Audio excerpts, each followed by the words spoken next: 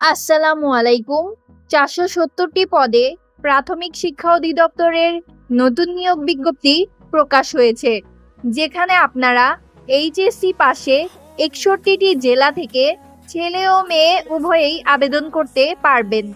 তো এর আবেদন যোগ্যতা কি, আবেদন কিভাবে করতে হবে, পরীক্ষার ফি বাবদ কত টাকা জমা দিতে হবে এবং এই চাকরিতে বেতন কত দেয়া হবে, সবকিছু ভিডিওতে আলোচনা করা হবে।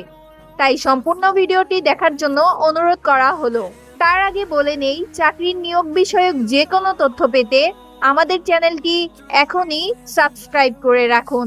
দেখতে পাচ্ছেন, এটি হচ্ছে সেই সার্কুলার যেটি প্রাথমিক শিক্ষা অধিদপ্তরের ওয়েবসাইটে প্রকাশ হয়েছে। এখানে প্রথমে যে পদটি আছে সেটি হলো অফিস সহকারী কাম কম্পিউটার মুদ্রাক্ষরিক। এখানে মোট পদসংখ্যা হলো ২২৪টি। এর বেতন স্কেল গ্রেড ১৬তম, যেখানে আপনারা ৯,৩০০ টাকা থেকে ২২,৪০০ টাকা পর্যন্ত বেতন পাবেন। এই পদের জন্য বয়সসীমা হলো ১৮ থেকে ৩২ বছর। শিক্ষাগত যোগ্যতার ক্ষেত্রে যে কোনো স্বীকৃত বোর্ড হতে এইচএসসি বা উচ্চ মাধ্যমিক পাস হতে হবে। কম্পিউটারের এমএস অফিসের কাজ জানা লাগবে। এরপরে যে পদ আছে সেটি হলো হিসাব সহকারী।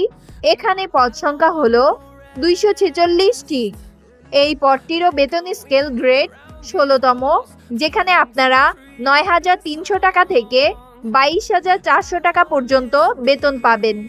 শিক্ষাগত যোগ্যতার ক্ষেত্রে যে কোনো স্বীকৃত বোর্ড হতে এইচএসসি বা সমমান পাস। এখানে একটা বিষয় বলে রাখি, আপনাকে অবশ্যই কম্পিউটারের এমএস অফিসের কাজ জানা থাকা লাগবে।